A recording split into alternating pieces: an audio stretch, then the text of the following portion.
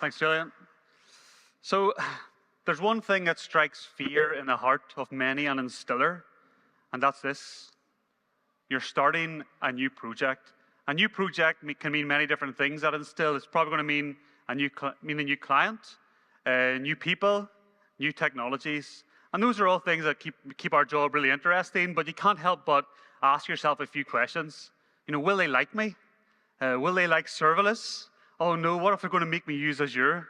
All things that make you really, really nervous. And to try and keep things consistent, I like to follow a simple rule as we move from project to project. And that's just change one thing. Pick the thing that really annoyed you about your current project and address it in the next one. But try and keep some level of consistency as you move from project to project. The benefits of this are quite easy to understand. You get to reuse the skills that you've been building up over time. And I think I'm on my 5th project at Instil now, all different customers. And that creates like a snowball effect where you get better and better because you try to keep those things consistent. You know the pain points as well. You know where you went wrong before. And you'll have learned from those mistakes and not make them again. And if you're bringing any teammates with you, they'll be in the exact same situation. They'll be in the same boat. But hopefully that boat's not the Titanic, for obvious reasons. And that should lead to an improved experience in the next project. And what we try to do at Instil is hit the ground running really quickly. We want to start delivering value to our customer as fast as we possibly can because that helps to build trust. That helps to build that good first impression.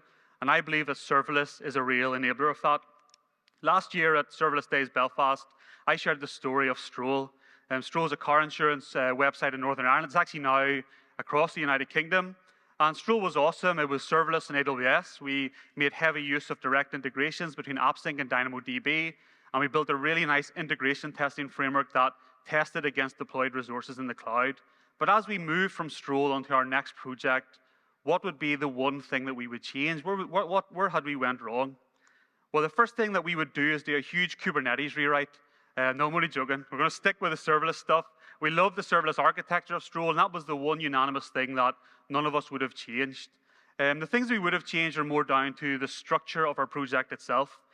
We had used Yarn workspaces to help structure our monorepo, but we didn't use like a real monorepo framework like TurboRepo or NX that gave us some nice features like incremental builds and remote caching, all these things that you really benefit from when using a proper monorepo framework. That meant that instead of creating new modules for different things, people just stored things in existing modules. And really things got too bloated as the project got bigger and bigger. And we should have had a better domain-driven design from the offset rather than something that we tried to refactor going on. We eventually got it into a really good state, but that was something that we had to address, and it would have been nice if we had got that from the beginning.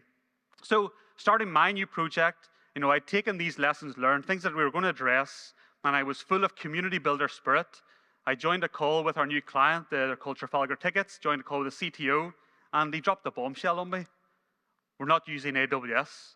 And that was the one thing I really didn't want to change. My name's Matthew Wilson. I'm husband to Rebecca, father to Joy Tabitha. I'm a distinguished engineer at Instil, an AWS community builder, and a user group leader here in Belfast. And today we're going to look at a project that we delivered under budget and ahead of schedule. And that's a rare thing in the software industry. And we're going to try and break that down and look at how we should embrace an ecosystem. We're going to look at the power of ephemeral environments and how these can lead to an enhanced developer experience. The client that we're going to look at today are called Trafalgar Tickets. They are a group of venues in the UK. Whenever we started on this project, they had 12 venues across the United Kingdom. And they wanted us to modernize their e-commerce application. It was something that had different venues had different look and feels. There was no consistency. There was broken functionality. And they really wanted to bring that all under the Trafalgar Tickets brand and have a unified experience no matter what venue you tried to book tickets in. So at a high level, we had sort of like an architecture like this where we had 12 venue websites, each of which had to integrate with a CMS and a ticketing platform. Like I said, they wanted a really nice, consistent look and feel across all these sites, a beautiful design. They cared really heavily about SEO and the performance of the sites, and they wanted to be able to quickly deploy new venues as and when they acquired them, because that was a key part of their business was acquisitions. So on that initial call, I took to them an architecture that was very similar to Stroll. This is obviously a simple, like a very high-level architecture, but Our front end was obviously hosted in S3 and using CloudFront in front of that. Our API was AppSync, talking to DynamoDB and Lambda, and maybe the ticketing platform can push events back into us via webhook into an API gateway, and we can use some step functions as well because, as we've learned today, step functions are awesome. And what the CTO of Trafalgar Tickets said to me was, this is probably where we're going to end up, but this is not where we should start. And I was like, hold on a second, that's my line. That's what I say to you whenever you try to make me use something that's not serverless. You're describing to me a serverless-first approach. But his argument was that we leverage Vercel to use quickly and get things built. And when we hit a limit, when we hit a pricing limit, when there's something that doesn't quite work for us, we'll build our sophisticated backend in AWS at that point. And when we think about serverless first, I like to think of serverless first as a staircase. This is how I try to describe it to our clients. You start at this bottom step here, and it's hard to see, but the bottom step has, our foundational serverless offerings, Lambda functions, S3, DynamoDB, AppSync, there's many more. And for many teams and for many projects, this is your first step, and this is the only step that you need to take. As you go up this staircase, that requires more effort, that has more complexity, and it's something that you want to try and avoid. It's not a good thing to up this staircase. You want to stay at this bottom row, but you have the flexibility and the power of the cloud at your disposal when you need to.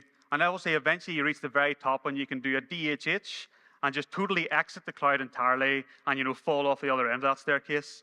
And there's been a few different things like this in the past. You've had, Basecamp's exit of the cloud. They've had their reasons to do that. We've had the Prime Video team saying that they've refactored from a microservice, serverless-based architecture to a more monolithic container-based approach. And there's been a lot of fuss about these things, but really what we're seeing here is serverless first in action. These are companies that have made a lot of money from where they were on their journey, and they've taken that next step because they've extracted as much value as they possibly could. Adrian Cockcroft has a really good article on this where he summarized that all up, specifically around the Prime Video case, and I'd recommend you go and read that and really look at what his vision of serverless first actually is. But for me, what I think about when I'm talking about serverless first is we need to use the right tool for the job. And because we were building an e-commerce website here, we're building an e-commerce platform, was an S3 bucket, backed by CloudFront, going to be the right tool for the job? On serverless land, we have this pattern. I've obviously picked the most simple pattern because it makes me look better. But is this the best way of serving a web application in 2024? You look at CDK patterns. There's a little more boxes on the diagram. So yeah, you might put Route 53 in front of your CloudFront distribution, and you can pull in Certificate Manager. But again, this is really only going to work for static React websites or single-page applications in Angular, things like that. Today, we're looking at how you can build beyond boundaries. And perhaps maybe it's time to look beyond the boundaries of your AWS account and see what other options are out there. Perhaps the serverless first staircase should look more like this. The first step might be onto Vercel. It might be using Ampt. You might use Memento. You might use Neon. All serverless platforms that will accelerate your delivery of what you're trying to build. Like I said, this project became under budget and ahead of schedule. And I want to try and find out why that happened. I'm not trying to sell you in any specific platform here. I don't want to be a Vercel salesperson. Absolutely not. I want to just look at what are the attributes of these platforms that help you to move quickly. And one of the things that we decided as a team right at the beginning was, the decision of Vercel had been thrust upon us. It wasn't what we wanted to do, but let's fully embrace that ecosystem. Let's not try and overthink things. Let's not try and go, we're going to use Vercel, but let's hack our way around that. If we had to use Vercel, let's fully leverage the Vercel platform in all of its different parts. We weren't going to focus on trivial things. Let's just start building this for our clients straight away. The law of triviality says that teams and organizations can give disproportionate weight to trivial issues, and that's something we consciously decided not to do. We weren't going to give any time to trivial issues. We were just going to follow best practices. We were going to do it. If this is going to be the most vanilla Next.js application on Vercel that you could possibly imagine.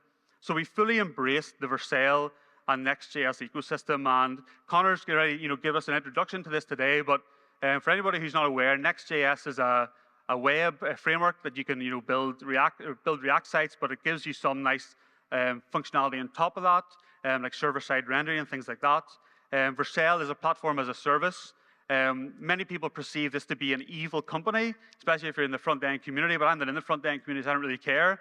I just used it because I was told to use it, and it's actually fantastic.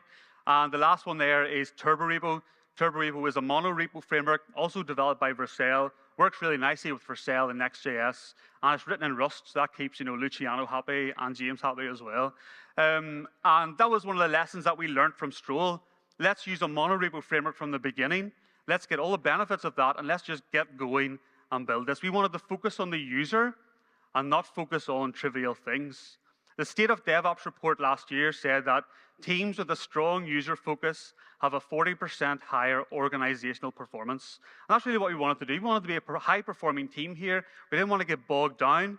We wanted to fully leverage the platform that was there in front of us and build a modern front end. And a modern front end has a number of key things that I think have really helped our project. The first one was static rendering. So the way this all works is, rather than making API calls at runtime, all of the API calls are made at build time. So when we do a deployment, it's talking to the CMS, it's talking to the ticketing platform, and it's statically rendering those pages. When a user visits a Trafalgar Ticket site, they're seeing a cached version of that page. So the performance is actually unsettling. I think that phrase has been used today about it being unsettling performance, and that was something that we noticed as a team. You thought the site was broken because it was so fast. And I think we've just become used to spinners, we've been used to latency, but actually when you leverage static rendering, you get an incredible amount of performance without us having to actually do any re-architecting at all. You just use it from the beginning. Because we were using static rendering, it meant we didn't need to build our own backend. We didn't actually need an API. Our integration layer was actually all in code, and all that integration between the two different platforms is all happening at build time. And what we decided to do was pull all of that out into separate modules, a lesson that we learned from Stroll, following domain-driven design. But we adopted a hexagonal architecture where all of that core logic was isolated from whatever was trying to actually call it. And that meant that when we needed to do the exit from Vercel, if that ever happened, if we ever needed to take that next step, we would just replace our port with something like an API gateway or an AppSync API, and we would still be able to use all of that business logic that we'd already developed. But then you say, well, Matthew, if you've got this statically rendered site and you're trying to sell tickets, how do you ensure that that stays up to date? And that's where point number 3 comes into play. That's incremental static regeneration, or ISR. This is where, based on events from our integration, the parties that we're integrating with, they're sending events to our API that is in Vercel or Next.js, and it's telling Next.js what pages to revalidate, what pages need re-rendered, what chunks of data do you need to refetch. So instead of it being a pool-based model where the front end is always pulling data from the back end, instead it's switched to more of a push-based model, which is a lot simpler. We didn't have to deal with any kind of Redux state or anything like that. Changes were being pushed to the front end, and it was taking care of revalidating that page or regenerating that page. And because you're using Next.js, you get infrastructure from code. We didn't have to write any Terraform, any CDK. That was actually a really nice luxury where we just wrote the code that mattered for the application, and the framework and the platform took care of deploying that in whatever way it sees fit. On Vercel, you have serverless functions, and secretly they're actually just Lambda functions behind the scenes. So I get to stay a community builder because I'm using AWS anyway. And all these things came together to just give us a performance that we wouldn't have been able to achieve if we had have built a single-page application on an S3 bucket. One of the other things that I think we really benefited from as a team was ephemeral environments. We're constantly told that we should bring the developer to the cloud, not bring the cloud to the developer. We should test things in AWS and not try to simulate things in our local environment. And I agree with that. I think that is the correct way of building things in the cloud. But a key part of that are ephemeral environments, temporary environments, and they can be really tricky to set up. And that Instil, our ephemeral environment utopia has always been this. We want to create a pull request. We want to deploy to a temporary environment. We want to run a suite of integration tests because we believe that integration tests provide the most value in serverless architectures. And then we want to tear that whole thing down, and that's it gone once that pull request has been merged. But something that we've added on since this is sort of like our 2.0, and that is the ability to do design reviews. So because this is an e-commerce website, because they wanted a really nice look and feel, because it had to just be a pixel-perfect design, on Vercel, Designers have the ability to log on to an ephemeral environment and add comments in line on the actual running instance of that site. Those comments can block pull requests until those design issues have been resolved. So we are giving designers the same weight, the same level of respect as you give a code review comment. We're not trying to say that, oh, we'll merge this later and address those nitpicky things, after the fact. We're going to address them before this gets merged to main, because in reality, once that PR has been merged to main, any design things are like design death. They're never going to be addressed. And we wanted to have a really beautiful look and feel. But ephemeral environments are incredibly difficult. You want them to be fast to deploy, you want them to be cheap, and you want that to be a repeatable process. And that's all well and good with serverless. Serverless actually makes this easier. Deploying a Lambda function, deploying a step function, all these things are really easy. But what happens when you want to bring in something like OpenSearch Serverless that costs you $700 a month? What happens when you have a really beefy Aurora serverless instance that you need to integrate with? Then you say, right, okay, well, I'll have like a more multi-tenanted approach. I'll pull that out in its own AWS account, and we'll share that with all our ephemeral environments. But then does that match your infrastructure in production? You have to go and update production, and then you start to get this drift. So things can get really tricky. And if you have a large DevOps team at your disposal, then that's something they can absolutely set up for you. A platform team could build this for you. But we were a team of 4 or 5 engineers working for a client who were looking to build an engineering team. They didn't have an engineering team there, so we had to get moving really quickly. And with platforms like Vercel and platforms like Ampt, you get ephemeral environments with little effort. It's something that you just have. It's a feature of the platform. We didn't have to set it up. We didn't have to maintain any of this. It just worked. And that was just a real thing that I think really helped enable us to build this site in a way where we got fast feedback from our client, fast feedback from design, and eventually we reached the stage where we reached that utopia where when we do a pull request on Trafalgar tickets, it deploys to the ephemeral environment, runs our suite of integration tests, and then we get that validation as well that everything's functioning as it should be. And it's something that we've never been able to achieve at Instil before because it takes a lot of time to build something like that. All these things added up to an excellent developer experience. And developer experience is something that serverless engineers have been talking about for as long as I've been a serverless engineer, and it's still, I believe, to be an unsolved problem. But for us, the reasons for success, the reasons why I think we had a really nice developer experience on this project were we used the right tool for the job. Vercel is excellent, Next.js is excellent for building an e-commerce application, and really it was the right tool for the job. I don't think we would have moved as quickly and had such a high quality if we had built it using the architecture that I had proposed. We had a small but mighty team that stood on the shoulders of giants, like Luke shared earlier. We didn't try and reinvent any wheels here. We followed best practices and just leveraged the platform to the best of our ability. And our client was really, really strict about what their MVP looked like. We've seen lots of clients who talk about MVP, but then want to add more and more functionality to it. But Trafalgar tickets were really strict as what their MVP looked like, and that's a huge helper in actually delivering the software that they needed. And that all added up to an excellent developer experience. AWS have tried to solve this problem with tools like Amplify. Amplify provides that nice level of abstraction on top of that. We've used Gen 1 at Instil, and while it was good, we had some issues with it. But I think Gen 2 looks a lot more promising, but it's not something that I've used. But if you want to try and achieve a developer experience like this, then I think Amplify is probably the closest thing to a native AWS solution. But recently, Vercel received a $250 million investment round. And as part of that release, the CEO of Vercel said that the cloud is really powerful, but it's like being handed a bag of 3,000 Legos. Vercel automates all of that away. And that's so true. We didn't have to put those building blocks together. Last year, I talked about AWS Lego and how CDK provides a perfect metaphor for that. We didn't have to do any Lego at all. We were just playing with something that was already built for us. And I think one question we need to ask ourselves this afternoon is your developer experience efficient? On Stroll, we thought we had gotten pretty good developer experience with CDK Watch and our integration tests. But it wasn't until somebody from the outside joined the team and then said, you know what, there's some inefficiencies here.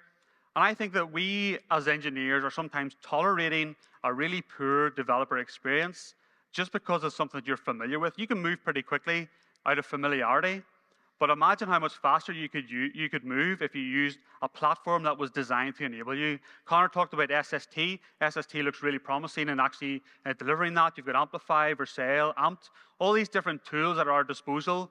but we're simply ignoring them because they're not native to AWS. And I think that's a real shame, and I think that's something we should try and explore a little bit more.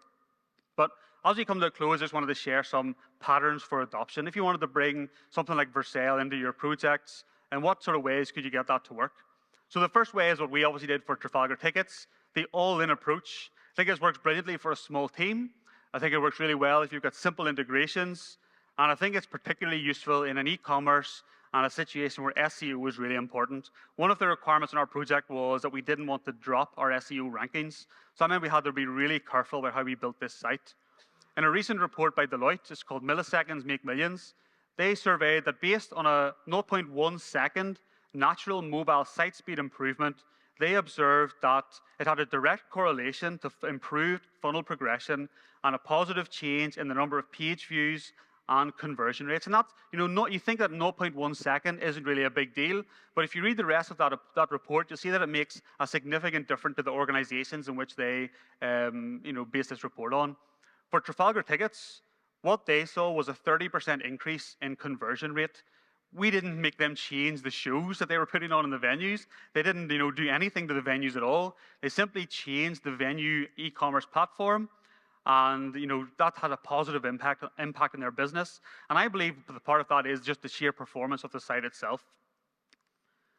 The best middle ground, I think, is the hybrid approach. Vercel is excellent for hosting front ends. Use it for that. But if you have a sophisticated back end, use AWS, because AWS is the best tool for that job. And I think there's a really nice pattern to be explored here with event-driven revalidations. Have a nice event-driven architecture that is pushing changes to your front end rather than your front end constantly pulling an API. And there was one last one that I thought was really interesting. I saw this one on Twitter. And this is where if you think that that design review process would be really useful for your organization, you could have this reviews-only approach where you simply use Vercel for design review ephemeral environments. When a pull request is created, it's going to deploy that site to Vercel, and designers can comment on it. But when you deploy to production, it's going to go to AWS or something like that. There's obvious downsides. Trying to self-host a Next.js application in AWS would be really difficult. I think this would be really good right now. If you have a single-page application that's running in S3 and CloudFront, you could very easily set up Vercel. It would take you literally 5 minutes to set up this review process, and you could use that but still use AWS for your production environment. So as we close, just change one thing. What's that thing going to be? Is it potentially that drag that you're experiencing in your developer experience? For me, as I move on from Trafalgar Tickets, what's the one thing I'm going to change? I think I'm not going to be afraid to look beyond the boundaries of my AWS account, look at what else is out there, and see, is there anything that's actually going to solve some issues for our clients and use the best tool for the job? So that's how you should embrace an ecosystem.